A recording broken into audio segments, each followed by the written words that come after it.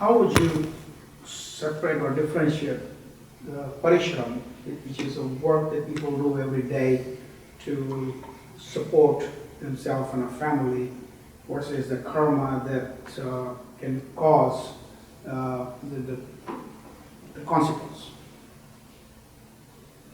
Maybe somebody else. It is still a sacrifice, only to the wrong God. Because sacrifice is the law of creation, and even if we don't wish, it is extracted from us.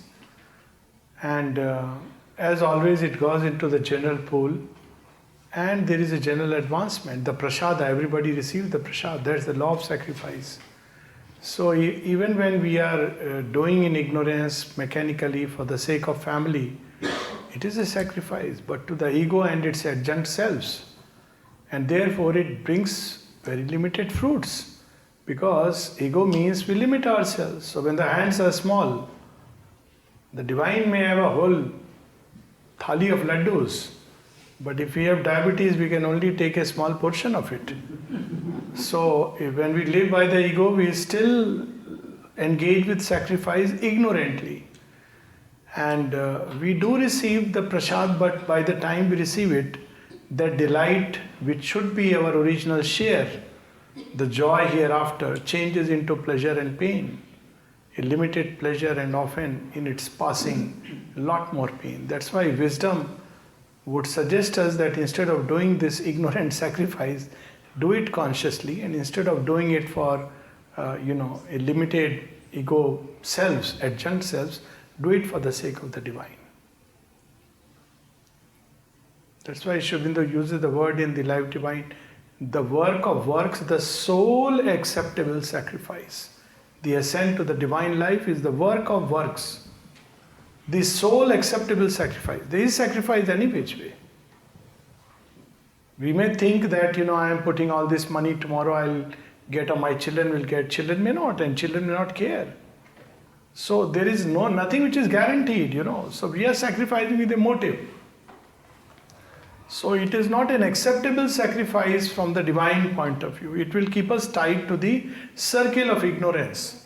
When we sacrifice in ignorance for ignorant purposes, egoistic purposes, then the sacrifice brings only a strengthening of the ignorance. That's all. And this ignorance invariably brings suffering and pain. We do not know it. That's the ignorance. That, we do not know that it's going to bring suffering and pain. But it does bring, because that suffering and pain is also a grace in the divine providence of things. Because it shakes us out of our comfort zone, and so that one day we can set our feet firmly on that path. So actually there is no reward and punishment, but always a constant growth. When we do it in ignorance, then the growth is painful. When we sacrifice it beautifully, joyfully to the true deity, who is the true God to whom we should sacrifice? That's why it is said, Agni, light up, he will uplift everything. The divine will, Agni is the divine will, divine energy in the race, among its other meanings. So sacrifice it to the divine will within you, and it will uplift and ennoble and take everything up.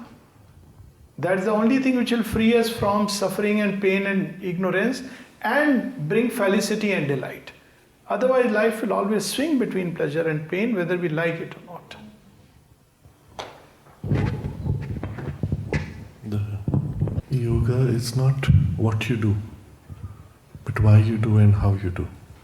The attitude with which you do is what turns the same activity into a yogic benefit or not. Conscious or unconscious, as he said earlier. But as a first step, what is well within reach of all of us, without exception, is without changing anything in the activity itself, before you start, all that you're going to do, conceive of it and make a conscious offering to the divine. Then plunge into it in your normal way. Do exactly as you're doing normally. After you're done, you pause once again. All that you have done, you make a conscious offering to the divine. This is well within our reach, does not require any special effort. You can put it in a routine, slot it. Starting you do, ending you do, in between you're your normal self. So it's well within our reach as we are. But just that one effort to consciously connect it, even after you move on into the activity, that intention placed and the connection made has its impact. And very quickly, within days, weeks, you'll find something has shifted. In the midst of the activity, something has changed. And gradually that contact will grow. You do not have to wait to be able to acquire some special ability to be able to turn your whole life into some grandiose divine consecration. Just this effort, beginning and end, will start the change. And it's worth it totally. I have a question. Alokji, you just mentioned that whenever you have a problem, you just turn to the divine, and divine will take care of your problems. The person who is doing for the selfish reason and asking for the help from divine, divine will help that person. And the other question, I thought the mother always asks for the perfectness. You have to be perfect, otherwise divine, goes away from you. So the two things. I don't think mother asks us to be perfect. Isn't that because not the Maheshwari? no, it's not. The first question is that, asking the divine for things, right? That's what, like you have a problem and you ask the divine. Actually, the word I used was give it to the divine, which is a little different from asking from the divine. When you give it to the divine, you trust the divine that the divine will do what is best for that problem, and I gave that example that, it does not necessarily mean that you will succeed in your endeavor. It may also mean that you will rise above success and failure. It may mean a change in your consciousness. It may also mean success and a change in consciousness. It can mean a host of things. But you have given it to divine, now it means that it's the divine's baby. And if you do persistently, obviously it's not like a casual passing thing said one day and forgotten another day. But if it is done persistently, a time comes when the divine takes care. And that's what the Gita says, Yog Shem Vahamyam, your life is my responsibility. So then he takes care of whatever we need truly in our life, and he provides us that. If it's external needs, if it is inner needs, emotional needs, whatever needs, he will provide us when it is necessary and to the extent it is necessary. But it may not necessarily be in conformity with what I wish things to be. Then it's no more given, but it's like, I want it my way. So by nature it won't be giving. In certain things it is, not that we cannot ask, it's not that we are barred from doing it. In the stages of bhakta there are 4. The first one is artharthi, and the divine allows it. And that example I gave, that in the beginning he says, okay fine, you are asking and I grant it. But in the later he begins to change the rules of the game, because you have to graduate. Artharthi and arth have to change into jigyasu and jnani. So it's an evolution of our relationship with the divine. So it all depends on what stage we are in. The same divine who gives everything is also the divine who can take away everything, as in the battlefield of Kurukshetra. And we may well say it's a dreadful divine, but it depends on where we are, and if we are ready for that utter consecration, he will do that. So that's one part of it. At the same time, certain things have to be asked, can be asked, like removing a physical illness. So mother was asked this question. She said, well, if you can ask the divine to take away a moral difficulty within you, a moral defect, let's say a tendency to anger, you can equally ask that I have this problem, maybe a physical indigestion, the two may be interconnected, and you help me with that. So certainly there is nothing wrong, because any kind of imperfection is not good, because there is a divine presence inside. From that comes the second question, which you said that mother wants us to be perfect. No, she will build the perfection. And second, the human idea of perfection, she says, is unfortunately the idea of a list of moral virtues. And that's very dangerous, because firstly it prevents us from offering. Second is that it keeps us tied to the human formula. So the perfection that is meant here is ultimately a divine equivalent of what we experience in our humanity as a human being. Like human love may be a beautiful thing, but it's not a perfect thing. It can arrive at its perfection only when it touches its divine absolute. But at the same time, divine perfection means a harmony of all these qualities uplifted to their ultimate divine possibility, which no human power can achieve. So if we already have that, then there is no yoga that is needed, it is a siddhi. So what she expects of us is that whatever we are, just as we are, we open ourselves and offer with an aspiration to change. That's all that is required. If we are already good guys, then divine is no use of us actually. We are useless for the divine perhaps. I think maybe I misunderstood, but like in the mother symbol, there are 4 things that is Mahakali, Maheshwari. So one of the things does say that you have to be perfect. Yeah, beauty and harmony in thoughts. Perhaps you are referring to So you just have Mahalakshmi. to try for it. Right? Yeah. Beauty and harmony is in thoughts. So we have to aspire for it. And the way is that obviously to begin with, our nature is crude. So we have to offer it. I understand from where it comes. In the mother writing, in the first chapter, Aurobindo speaks of it. Now this question was asked to the mother herself. She said, yes, I know, because people misunderstand it that I have to do it. What he is saying is that do not imagine that truth and falsehood can stay together in the house consecrated to the divine. So the mother explained it in a very beautiful way. She said when people read it, many of them feel scared actually that I can't do this yoga at all. She says, but what the grace does it, if you have really invoked grace in the true way, it will not allow that other thing. It will push it away. It will change it. It will compel it, put pressure on it. So what he's saying is that do not imagine that the two can stay together. This game won't continue for long. So a time will come when you will make a decisive choice because you will not have a choice left. Either to, keep the two mixed or one has to go. And obviously if the grace has come, it will take care. And she gave this beautiful example in the same context with regard to the first chapter. The disciple asked then, does it mean that the grace comes to the sinner also? He said, yes, it comes to everyone. But, so what does it do? It says it takes away from the sinner the tendency to sin. So she gives that example.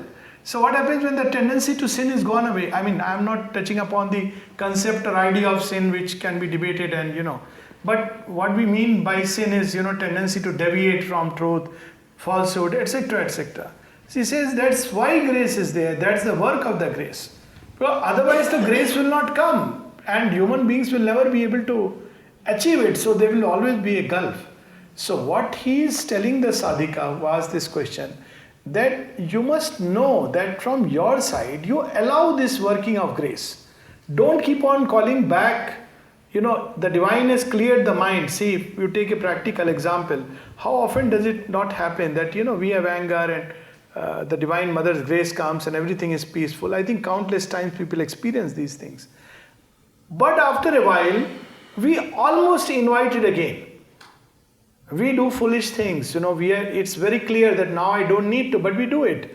And when we do it once again, so he is telling the sadhika that if you continue this, your life will remain a perpetual struggle, not because the divine grace has withdrawn from you, but because you are not opening or not encouraging its working. That's all that he is telling. He is not saying you have to do it on your own. He is saying the grace will do it. And the more faith, the more sincere, the more surrendered, the more it will do. But every time, and mother gives many examples that how even people, vanity was taken away from people. She gives a concrete example. She says, but the person started feeling he is an ordinary human being. So he called it back. Because vanity made him feel puffed up that I am someone special. So in that sense, we have to throw away these things, do our bit, self-enabling sadhana. But we are not expected to achieve all this by our own effort because it will be an impossible thing. That's why there is grace. There is something else to this, that mother some way encouraged us to ask things from her. Yeah? She wanted always to ask anything. Yes. To tell her everything and ask small things. And even at Samadhi, you can go there, concentrate and ask what you want. But it has to be very clearly defined, because there are certain needs which you may have as a being on the way. It should not be neglected totally. But if you ask the divine, there will be always an alignment with the truth, even in your quest. If you don't ask, you hide or something, you want to fulfill it on the side without Mother knowing it, it's much worse. Better to come with this, whatever it is, good or bad, it is not for you to decide, and ask. And I remember in my experience, I never asked anything for myself. It was like never coming to my mind. I understand very well this story with Vivekananda who came to the temple and always forgot to ask, until I think Ramakrishna made him write. And when he wrote on the paper, then he remembered in front of, in the temple. And then he read and the situation has changed with his mother. She became better. So in one time after reading the Mother that you can ask anything, if what you need, I went to Samadhi, I remember, and I asked. And then I felt fear. I felt it went through the quest. And I saw the consequences. I saw everything. And I rushed back, just 1 second back when I left, and asked, please undo it. I want only your will, only your decision. I don't want anything from my side. And it was like a relief. It was also taken. After that, I never asked anything selfish for myself. It's a very interesting experience. It was very tangible and powerful. I guess asking anything is actually really deep down building the relationship Contact, with the mother. yes. That's probably the underlying Yes, process. which yes, is the happening, process is to as build a opposed to the what you ask or don't ask. Yeah. Everything which we expose to the light, even through asking or any means, builds a contact at that point. That's what is important. Yes, please. This weekend, listening to this beautiful philosophy, which is new to me, really, I've been transported often to the beginning of the Bhagavad Gita with Arjuna at the battlefield, and he lays down his weapon, and Krishna tells him to get up and fight. And I've never been satisfied with Krishna's response to Arjuna, right? Do your duty, you're a warrior. And because Arjuna speaks like Jesus on the Sermon on the Mount, he speaks the highest ideals that we can imagine for human beings. I'd rather die than kill my brothers and cousins and teachers, right? And the God says, get up and fight, kill or be killed. And I've never been satisfied with that. And but I've always felt it was because Arjuna was shaking. Because he was, his mouth was dry, he was shaking, and so he was not the ideals of which he spoke, right? And there was a hypocrisy in what he was saying. He pretended he was something that he was not, and so Krishna told him to get up and fight. Because you're a warrior, and that's the Dharma, that's your Dharma in this lifetime. So I'm curious, one, about that interpretation of that, and two, about this idea of the danger of idealism or the danger of pretending to be something that we're not, and what Aurobindo and the Mother would say about that. The question is so profound. My father never believed also, he never could accept this, that Sri Krishna spoke to Arjuna, how can you kill your relatives and your teachers and your kind, when you recognize how damaging it is. And by the way, in the whole Mahabharata, nobody could really accept this. You can see that conflict all the time. Gandhari is cursing Krishna for this, and everybody is questioning this war and this massacre. And even somebody asked at the end of Mahabharata, why? Why was that necessary? And Krishna said that the difficulty to establish this new dharma was very difficult. It was very difficult to bring it in, because the old dharma dominated, That old dharma of when Draupadi was humiliated immediately because she lost her status. This is the old dharma. Yeah? Dharma of statuses. When you are in this position, you're this, you're treated this way. Another position, you're treated as a slave immediately. And nobody even questions this. It was normal for that society. But a new dharma of subjective age, of the truth deeper than that, had to emerge. How could it emerge? There was no other way. Actually, Karna recognized this. Even Pandavas couldn't recognize this necessity of this war. Only Karna saw in the vision. And when Shri Krishna came to him to offer him to be the king, because he was the eldest son, he refuses. He says, you think I don't know what you want? I saw it in my vision. And he embraced him for this. He says, yeah, he knows that he knows. There are only few people who knew what was to happen. So it's a very complex situation and very difficult to answer this question. Aurobindo gives wonderful answers. They are more to the point. That Arjuna was afraid, of course. He was. That was the tamasic vairagya, as he calls it, rejection which was tamasic and not really sattvic. And he chose Arjuna to be the best example of humanity for that purpose. And can you imagine if it would happen that way, what others would think about humanity? And the great hero, if he would turn to be such a weak person, not fighting and being killed on the field, that it would demolish the whole idea. The whole attempt what Krishna tried to build up would be, compromised. So essentially this part of, Arjuna following his own true nature rather than, being a hypocrite is only the beginning of the Gita. It starts like that.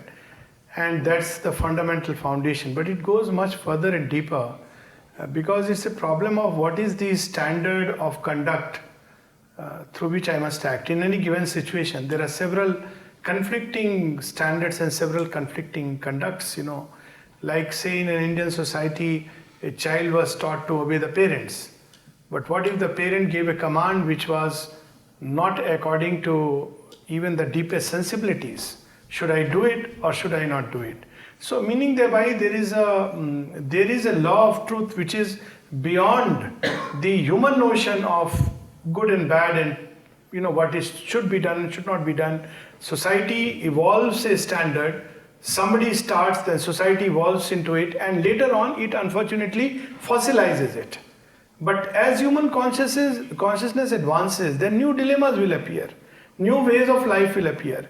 And always if it wants to act according to a set standard, then there will be conflict with his own inner, deeper truth which is trying to unfold. So ultimately the end point is that, I may have my own conceptions about what is right, what is wrong, what is true, and so long as they are the only light available to me, yes, I should act by that. But Sri Krishna represents the immanent divine in man. But if we turn to that truth within, it will take us from beyond where we are, our ethical standards, our moral standards, and ultimately it shows us a greater truth, and that truth is the manifestation of the divine will in the world. So it is called as Satya Dharma, the law of truth. So there is the human law according to which we have certain yardsticks, certain do's and don'ts, and there is the divine law which fulfills itself in the unfolding through various means. And an ideal of a yogin, not in the ordinary human life, the only light we have is the light of idealism. But for an yogin there is a greater light which is available, and that is the light of the divine will. And he must strive to act in accordance to that. So we see the entire Gita where he teaches Arjuna how to align with the divine will. Equanimity, peace, dedicated action, nishkam karma, there are means and tools by which he can, psychological methods if you like, by which he has to align himself to the divine will. And therefore at the end, Shri Krishna, after teaching him everything, He said, look, I have given you what I had to say. Now you decide. So he has equipped himself that now you decide. Now I have shown you the path. Initially you wanted not to act based on a certain kind of impulsion. But now you have another way. You feel inside and then you act based on this new doctrine. So that's what the Gita is about. One approach. What you described as the first exhortation of Sri Krishna to Arjuna to get up and fight is the first of a series of exhortations. This is the most superficial, aiming at his whole external Kshatriya training. As you go deeper, when this breaks down, he goes to the next level of exhortation. When that breaks down, he goes to the next, until there's nothing left. And at that point, he is ready to receive something deeper. So that first step, knowingly, Sri Krishna raises until Arjuna introspecting recognizes this is not enough to take him through. And that takes him to the next level. So it's a process of yoga led step by step, layer by layer, until every layer is exposed. If you see it in that way, you will understand why this step was necessary to be stated. But still, what's bothering you is more the moral dilemma. Get up and kill or die. You have to see that in the larger context of what really happened. What was the war about?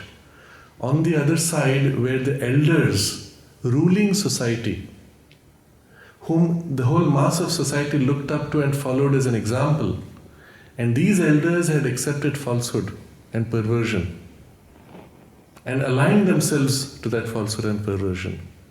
Arjuna was the only person on this side who was capable of clearing that. If he did not do that, society itself would collapse into degradation.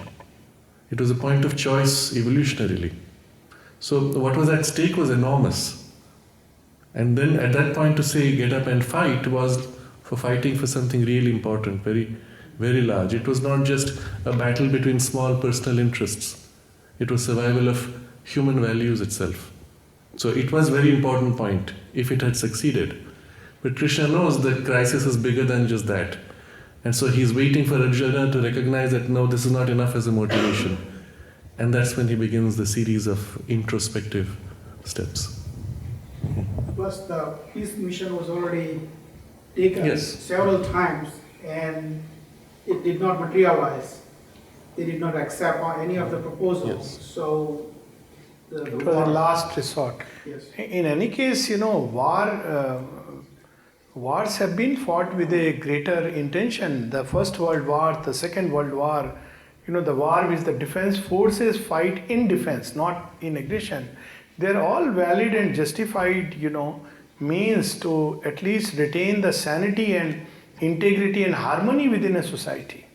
So, there is a massacre and it's appalling, but what do you do if an army of, Huns and Shaks come entering into your kingdom? You need to fight it, That's what was happening with the Pandavas at that point of time. I thought in the Gita, like they are showing the Kaurava and Pandava.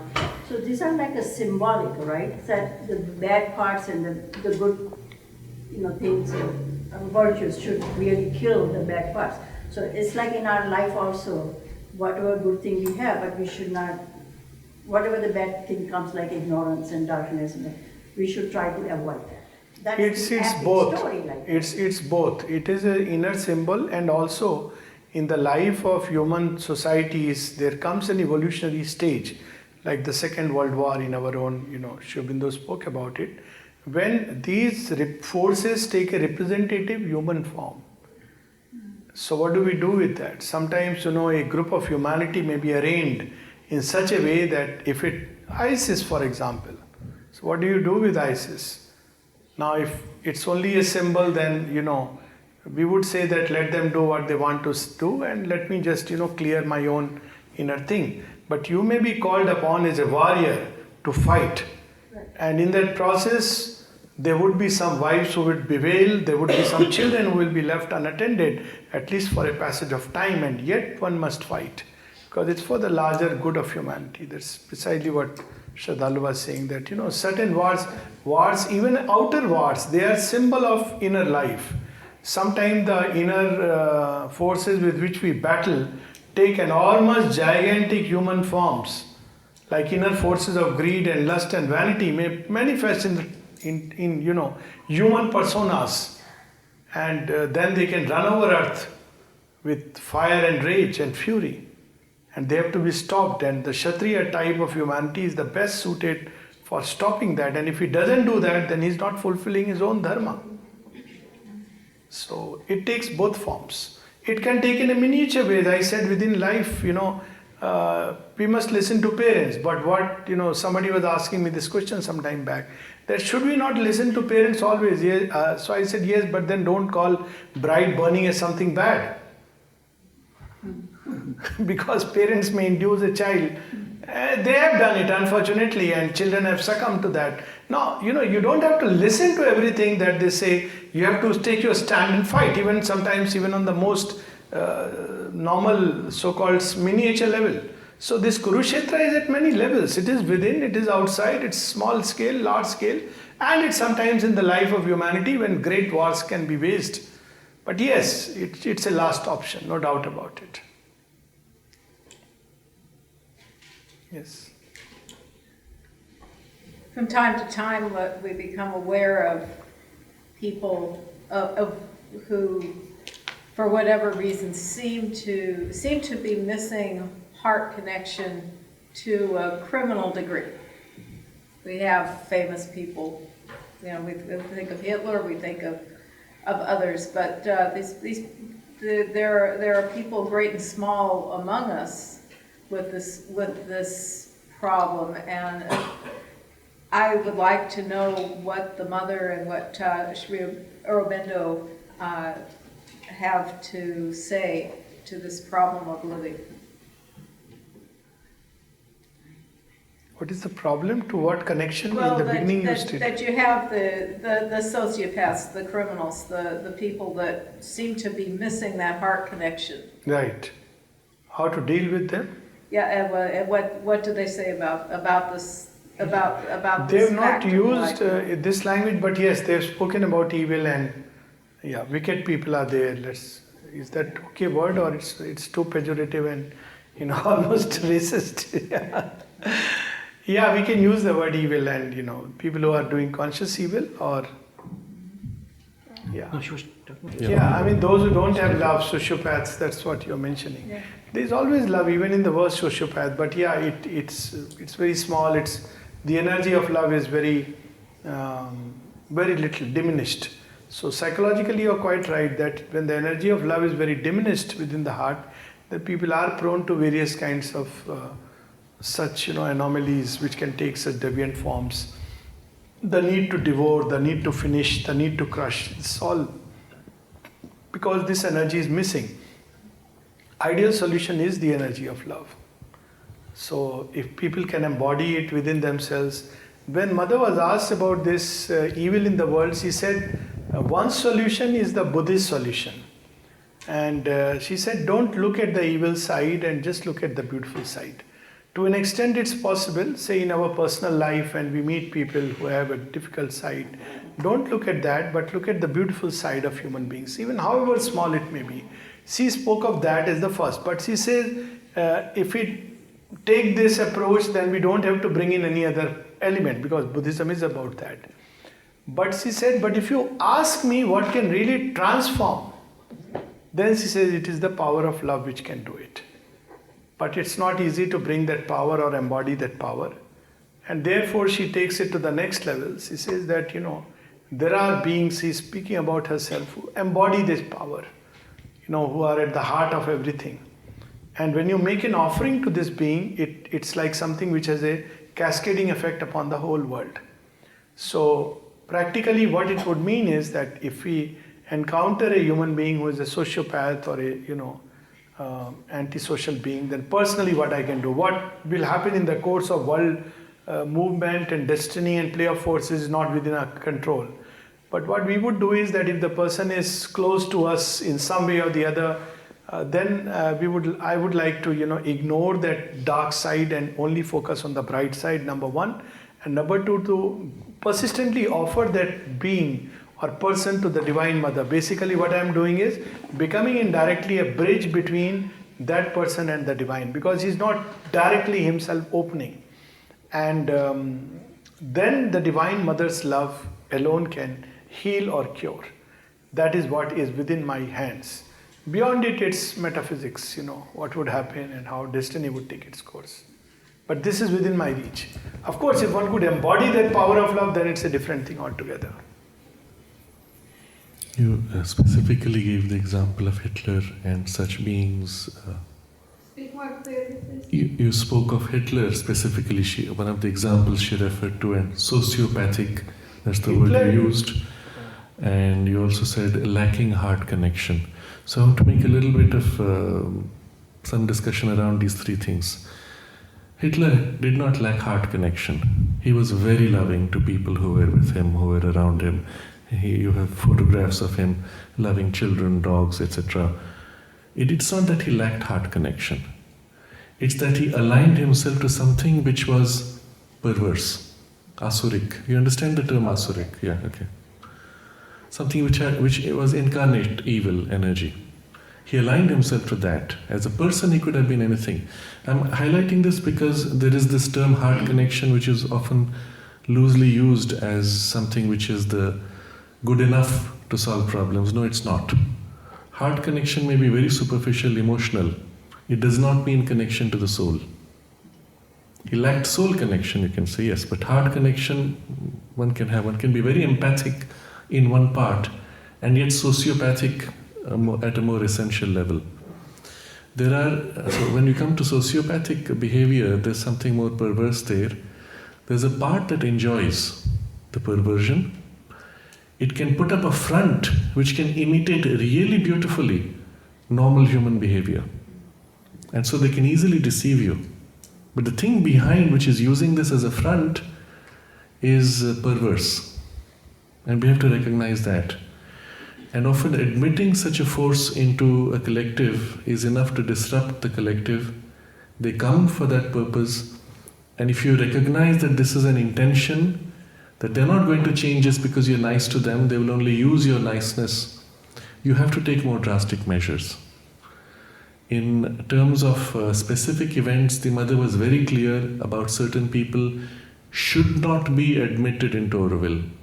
In one particular case, she actually said, this person will ruin the work if he's allowed to enter that space. So as long as she was in the body, he was prevented from that. Soon after, he wormed his way in and did ruin and delay certain critical projects. So one has to see these things on a practical level also. It's not always our responsibility or even our capacity to be able to change them and free them from that perversion. Often these things are very deeply entrenched. And at least to insulate and protect the work should be our first priority.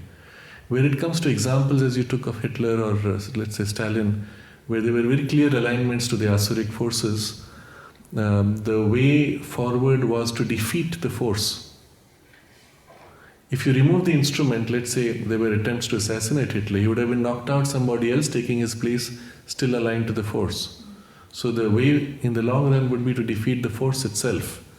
And this of course requires an extraordinary capability well beyond ours. So on a practical level, we would at least insulate ourselves and disconnect contact with these people. Who have not inherited their faith from their parents. Your faith is still. I'm talking in human panorama where our choice and our will is not as independent from our parents. And there is like 60 to 70% of the culture or the tradition or the will is supposed to be followed, or you should be in conformance to cycling people around you. So if we see, like for example, Mother and sure whether your faith is there, but then as in current, like as you spoke about Babas, right? You know all types of Babas. So when it comes from your parents, there are three ways. Like you, first is, as Mother says, reveal not my name. Not because we are considering our parents to be otherwise, but it is really difficult to actually explain and convince somebody to allow you or to even for them to follow. It is a direct pull. They don't have. And other ways, maybe you don't want to be rude, you don't want them to feel bad, and you don't want to assert your will, no, I am going to do this, I don't care whatever you say. And third is, if you remain ignorant to them, okay, come what may you say, and you totally ignore them, still it hurts them. And so how do you handle this, especially in case of fear, like very near to fear, and not let them go? But Dara had asked this question to Aurobindo. He said that, you know, Can you repeat the question? I'm putting it in a nutshell, the question. You know, you have a traditional background and parents have certain belief system and you want to follow another way and, you know, they want to impose there and, you know, basically, so what you should do, right? So, yeah. So Dara had asked this question and Aurobindo gave a very nice reply. In fact, it starts with that all fanaticism is false. And he says, fine, you want to remain a Mussalman, you have a right to remain a Mussalman and do 5 times namaz, it's your problem. But equally others have the freedom and the right and you have no role there. So at some point it may be better for the parents' evolution as well as our own. Not only our, but even the parents to remind them, look, you know, there are certain choices about my life that I need to make because it's my journey. And if you don't allow me to make that choices, you are thwarting my evolution and your own. You know, when Champaklalji asked mother that, you know, he was wearing a janeo and, you know, his mother asked why you are wearing. He said, mother, something to that effect that it's not about me, but parents will feel bad. And he said that, but if you remove it, they may evolve. So, you know, so we have to understand that they are also on an evolutionary journey and sometimes it's important to express, you know, what we believe is true. We should not try to convert or convince anyone. But if you feel that this is the truth and this is the light, you're not being rude to anyone, you're really not trying to hurt anyone, you're doing what you believe to be true. And yes, one should do that. Now, I have had parents coming and asking me, I said, look, you know, you should be thankful to the Lord that your child is at least going towards something spiritual. I mean, rather than spending time in a discotheque or a pub. So, you know, you should actually be grateful to the Lord. But the thing is that, yes, it's entrenched in certain belief systems. And one has to just tell them that, look, you know, I respect your way and I mean, you can walk your way. Don't try to convince. And simply that, to me, you know, it's like this. And in Indian tradition, actually, I know what you're saying, but it's very strange that this is happening. But in Indian tradition, always, you know, there have been a Rama Bhakta in one, in the same family, and another is a, you know, Krishna Bhakta, and it's all acceptable. So as long as, you know, one is in general on a good trail, so it should be no problem at all. But if they still feel bad, well, they have to work upon it. But that would go on the other side also, right? Now, our generation, we are living in that. How to explain that to new generation? No need. This is not our work to convert because now anyone. they are frustrated with the old It's what we okay. have. They This is something new what you're starting. If we live the truth, that is the best way to, you know, help others. So we have to keep on aligning and living ourselves. If some people's lives have to be touched, they'll be touched. But very often spirituality, you know, though I believe Mother has tried to transmit it even through hereditary because, you know, she has done work on matter. But it's not always necessary, you know. It's not necessary that a spiritual being's child will be as spiritual. I mean, it's not necessary at all because it doesn't follow. There are other kinds of offsprings that spiritual masters have. So similarly, we have to understand.